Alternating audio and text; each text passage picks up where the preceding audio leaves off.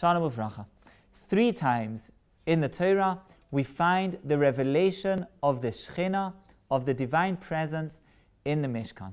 The first time at the end of Sefer Shmos, we find it in the form of the divine cloud, Anan Hashem, the cloud of Hashem.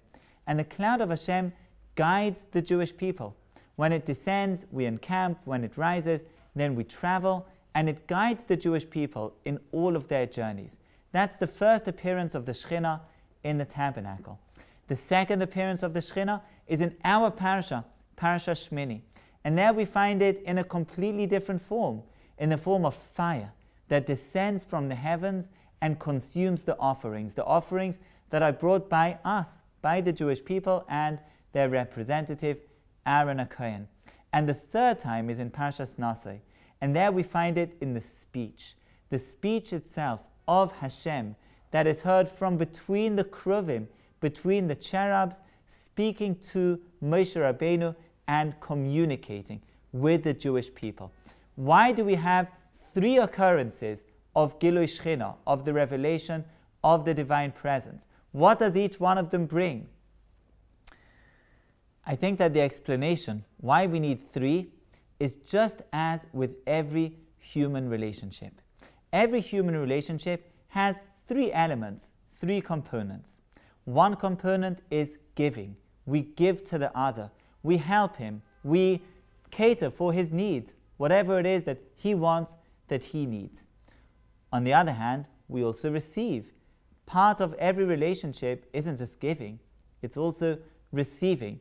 We need to know how to receive. Sometimes it's hard for us to receive from others because we feel dependent, we feel weak, we feel that we owe someone when we receive something, but it's a part of every relationship. There's giving and there's receiving.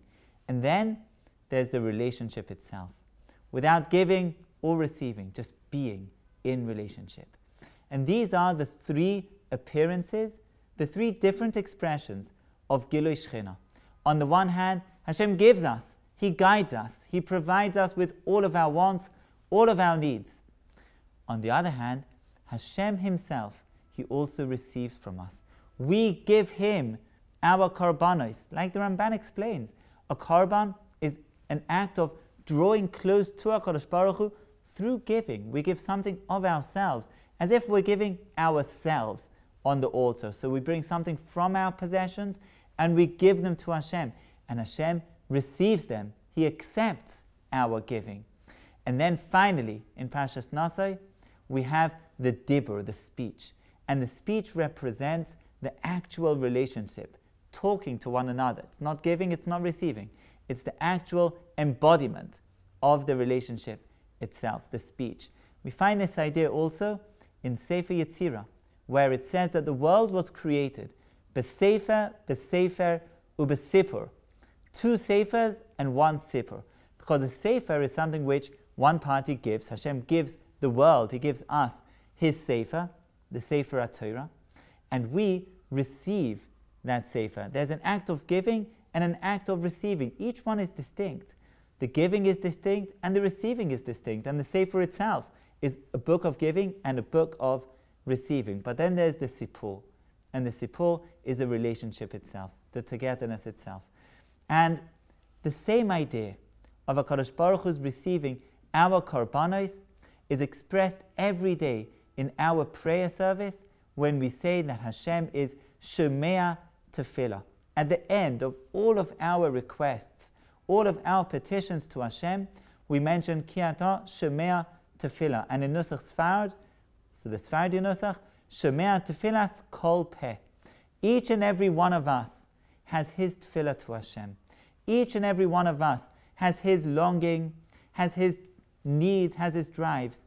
When we daven to Hashem, then there's an act of giving there, because we're saying, Hashem, we are yours. Our desires are yours. Our needs are yours. We're giving ourselves, our hopes, our aspirations, we're giving them to Hashem. And Hashem, when He's Shomea Tefillah, He hears our prayers. It's like the act of receiving the offerings, the korbanos of the Jewish people. Hashem receives the offerings with a fire that descends from the heavens, and He receives our prayers. And that's an integral part of the relationship between us and HaKadosh Baruch Hu.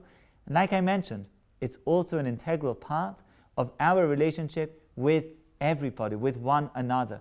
We have to know how to give, but we also need to know how to receive, because otherwise the relationship is incomplete. We should all have beautiful Shabbos.